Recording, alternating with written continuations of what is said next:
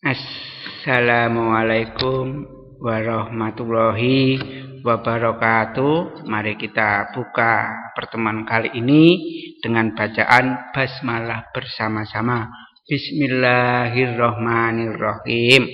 Kali ini materi yang Bapak sampaikan adalah pemberian nama ilmiah makhluk hidup atau nama Latin atau nama makhluk hidup yang menjadi kesepakatan internasional. Misalnya begini, manusia, kalau bahasa Inggrisnya human, maaf, bukan humas tapi human.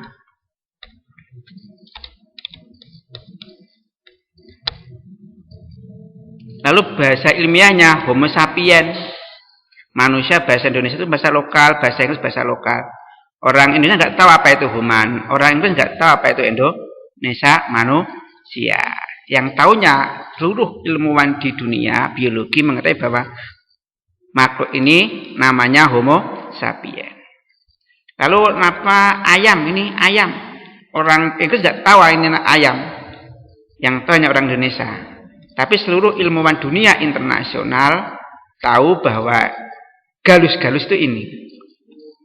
Lalu ini kalau orang Indonesia mengatakan pisang, orang Inggris nggak tahu. Kalau orang Inggris mengatakan banana, orang Indonesia nggak tahu ini banana. Nah, untuk membuat kesepakatan internasional nama makhluk hidup biar tidak tumpang tindih, maka para ilmuwan biologi sepakat namanya adalah Pousa paradisiaca. Seperti itu. Itu pemberian nama ilmiah. Nah, tujuan pembelajaran kali ini yang pertama, peserta didik mampu mengidentifikasi nama ilmiah di suatu makhluk hidup. Melinjo itu nama ilmiahnya Gnetum gnemon. Kelapa sawit Alois guinness. Yang tujuan kedua, peserta didik mampu menerapkan kunci determinasi untuk mengidentifikasi nama makhluk hidup. Nah, selanjutnya ya, pemberian nama ilmiah itu dikenal dengan sistem tata nama ganda atau binomial nomenklatur. Nama pertama genus, nama kedua spesies. Nah, seperti ini. Manis javanisus terdiri dari dua kata, manis dan javanisus. Kata pertama manis genus, kata kedua javanisus itu nama spesies. Kalau pisang ini terenggiling ya. Javanisus itu terenggiling. Ini pisang, namanya dua kata, Musa paradisiaca. Musa itu menunjukkan nama genus, parasidiaca menunjukkan nama spesies. Ini nama spesies dari pisang. Orang Jawa mengatakan gedang. Kalau Inggris banana. Tapi orang lain nggak ada yang tahu. Maka ada kesepakatan ilmuwan biologi seluruh dunia, penamaan nama makhluk hidup menggunakan nama Latin, bahasa Latin, yaitu Musa paradisiaca.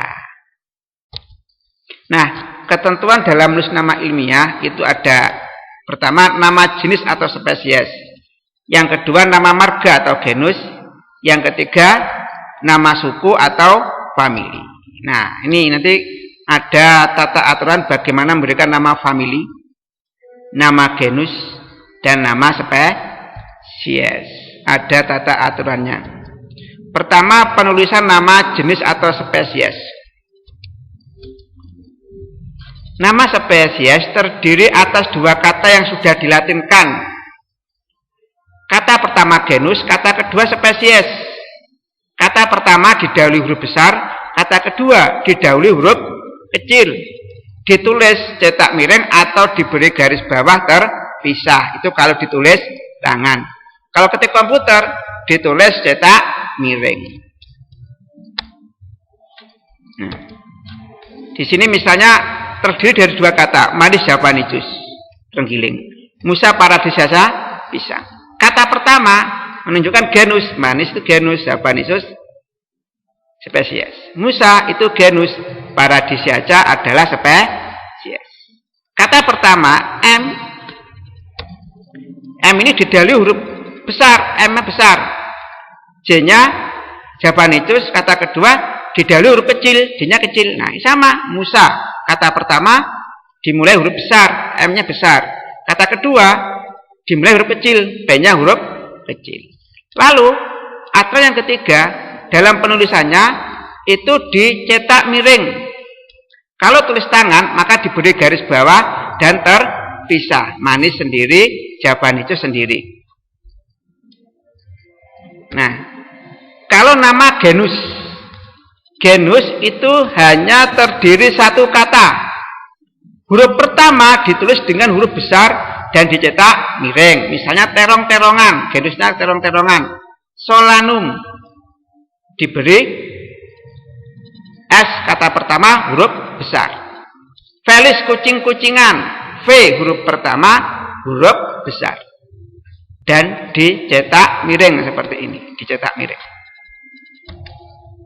Contohnya ini penulisan nama genus. Ini adalah kucing anggora.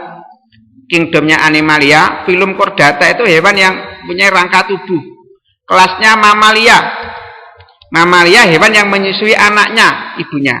Ordo Carnivora, pemakan daging. Famili Felidae, genus Felis, spesies Felis silvestris. Genus ini kata genus dicetak miring, diambil dari kata spesies dan huruf pertama dimulai huruf besar. Begitu pun juga terong-terongan. Terong ungu ini genusnya Solanum. Terdiri satu kata sama dengan Felis.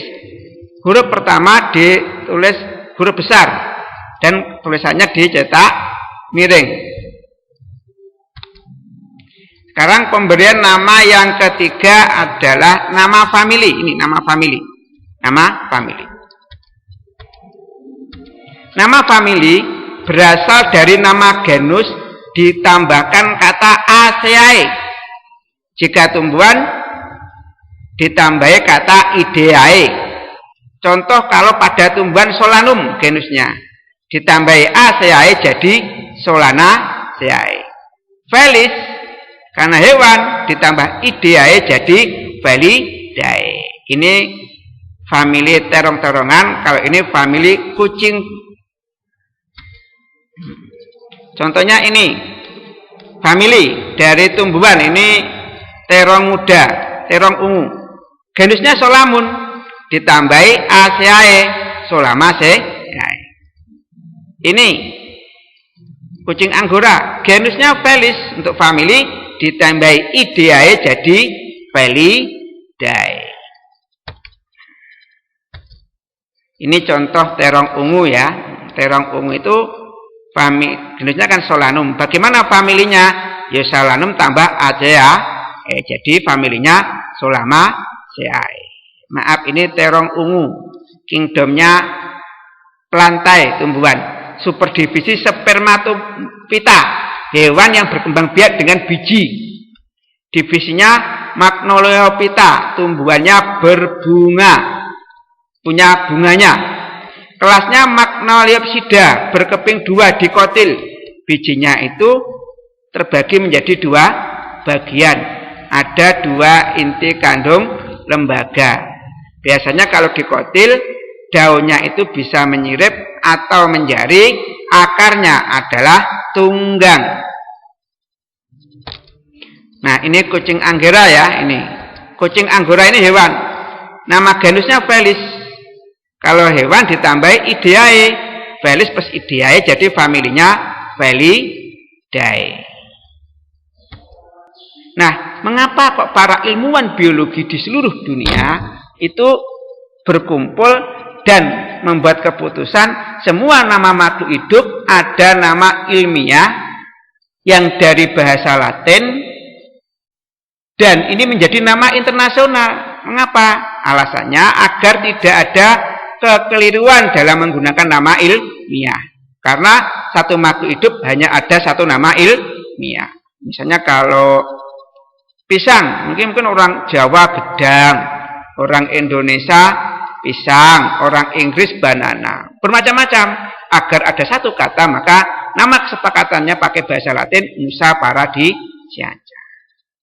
Nama ilmiah jarang berubah. Nama ilmiah ditulis dalam bahasa yang sama di seluruh dunia. Alasannya yang terakhir, bahasa yang dipakai bahasa Latin, bahasa ini jarang mengalami perubahan. Ini 4 alasan mengapa para ilmuwan memberi nama makhluk hidup nama ilmiah yang hanya ada 1 nama sebagai pengganti nama daerah.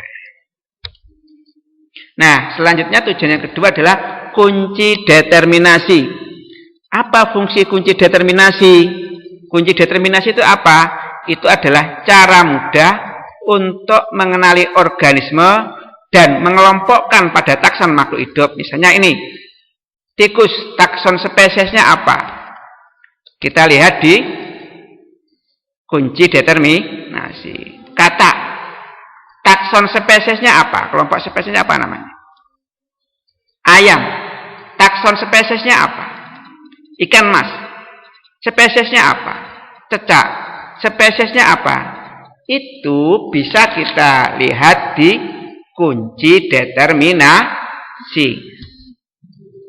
Nah, hal-hal yang harus diperhatikan dalam membuat kunci determinasi, ini contoh kunci determinasi. Hal-hal yang harus diperhatikan dalam kunci determinasi, yang pertama, kunci determinasi terdiri dari 2 ciri yang berlawanan. Yang kedua, kedua pilihan harus identik dan berlawanan, sehingga yang satu ditolak, yang satu diterima. Nah, di sini kita mengidentifikasi tikus itu spesiesnya apa, ikan mas spesiesnya apa, kodok, katak spesiesnya apa, seperti itu. Nah, di sini ya ini kunci determinasi. Pertama, terdiri dari 2 kata, 1 berkembang biak dengan bertelur, berkembang biak dengan melahirkan. Terdiri dari 2 kata, 2 fertilasi internal, fertilasi eksternal. Selanjutnya ciri determinasi, kedua pilihan harus berlawanan. A berkembang biak dengan bertelur, berlawanan dengan berkembang biak dengan melahirkan. Ini 2A, fertilasi internal, bertolak belakang dengan fertilasi eksternal. 3, kulit bersisik, berlawanan dengan kulit berlendir. Nah, kita nanti akan mengidentifikasi tikus, ikan mas, katak, itu kingdom spesiesnya apa. Sekarang kita kerjakan bersama-sama. Untuk tikus, tikus itu berkembang biak dengan bertelur atau melahirkan? Tikus tidak ada yang melahir, tidak ada yang bertelur, ya, nggak ada telurnya tikus. Oh, berarti telur tikus berkembang biak dengan melahirkan. Ditulis saja 2B, 2B. Ada 2B. Lalu kita lihat dari 2B itu langsung kemana? Oh, 2B, maaf, keliru. Ya, keliru. Ya, tikus itu berkembang biak bertelur atau berkembang biak melahirkan? Kan tidak ada ya, tikus itu berkembang biak bertelur. Tidak ada telurnya tikus. Yang ada, tikus berkembang biak dengan melahirkan. Oh, berarti 1B. Oh, ternyata nama latinnya adalah ini. Ratus ketemu sudah. Nah,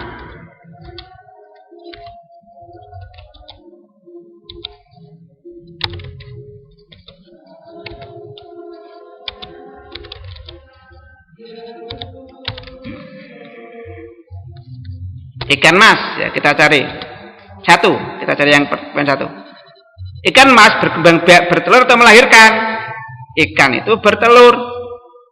Ya, tidak ada yang melahirkan. Ya ada, itu berarti kalau ikan paus itu melahirkan berarti dia bukan Pisces, bukan ikan, berarti mama. Iya, berarti 1A dulu, bahwa ikan mas itu bertelur. 1A. Dari 1A kita suruh ke angka 2. Maaf, angka 2. Di angka 2 ini ada 2 pilihan, fertilisasi eksternal, fertilisasi eksternal. Apa itu fertilisasi internal? Pertemuan sperma ovum dalam tubuh. Contoh pada manusia, sperma ayah masuk ke dalam organ reproduksi ibu, di dalam ovarium tubuh ibu ketemu sel telur internal. Kalau fertilisasi eksternal itu berarti pertemuan sperma ovum di luar tubuh. Rata-rata ikan itu pertemuan spermanya dan ovum di luar tubuh ikan. Sehingga ikan jantan mengeluarkan sperma, ikan betina mengeluarkan ovum. Nah, di luar ketemu. Berarti fertilisasi pada ikan mas itu adalah eksternal. Berarti 2B. Dari 2B kita suruh kemana? Nah, dari 2B kita disuruh ke angka 4. Maaf, fertilasi ikan itu adalah internal. Maaf, keliru ya. Ini kebalik ini. Fertilisasi eksternal. Minta keliru lagi ya. Maaf, ini kalau ini fertilisasi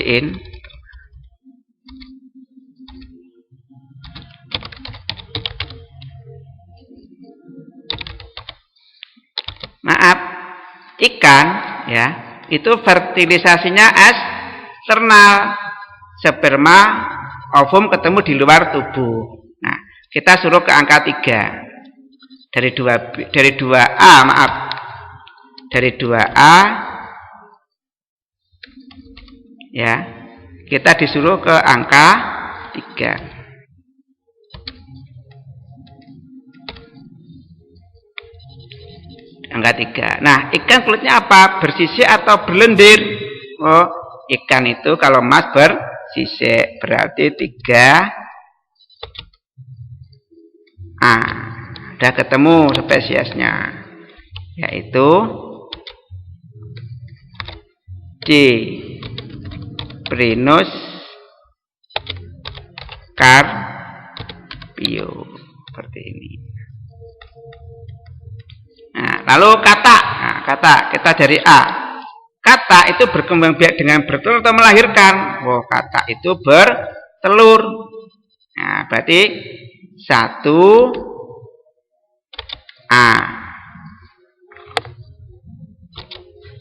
Selanjutnya 1A, kata itu fertilisasi eksternal atau internal. Nah, di sini, kata itu eksternal. Sperma ovum, sperma dari katak jantan, ovum dari katak betina, ketemu di luar tubuh katak. Oh, berarti 2A.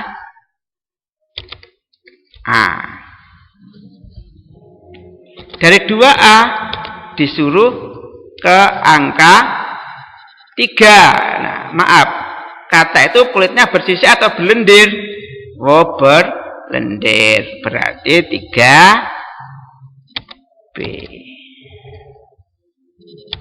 Berarti ketemu sudah spesiesnya F. Cancrivora. Seperti itu. Itu ya. Nah, di sini adalah contoh kunci determinasi. Tujuannya adalah untuk mengetahui takson dari suatu makhluk hidup. Nah, selanjutnya ini tugas dari Anda. Ini adalah Anda membuat foto selfie. Anda sambil membawa hewan atau makhluk hidup, bisa tumbuhan bisa hewan. Lalu tulis klasifikasinya dari kingdom, phylum, kelas, ordo, family, genus, spesies, dan kirim. Lalu nama juga ditulis nama, kirim ke e-learning ke tugas pengetahuan. Kalau tikus ini familinya Legopiridae, genusnya Nesologus, spesies Anastesari. Itu sebetulnya bukan tikus ini, bukan kelinci ini, tapi kelinci Sumatera yang liar. Tapi seperti ini tugas Anda. Ini adalah kelinci. Berfoto bersama makhluk hidup, lalu kamu tulis klasifikasinya seperti ini dan tulis nama kamu. Ini tugas saya tunggu sampai hari Minggu. Sebagai penutup, mari kita tutup acara ini dengan bacaan bersama. Penutup majelis. Bismillahirrahmanirrahim. Subhanakallahumma wa bihamdika asyhadu alla ilaha illa anta astaghfiruka wa atubu ilaik. Sak bejo-bejone wong kang lali, isik bejo wong kang eling lan waspada. Wallahu muwaffiq ila aqwamit thoriq. Wassalamualaikum warahmatullahi wabarakatuh.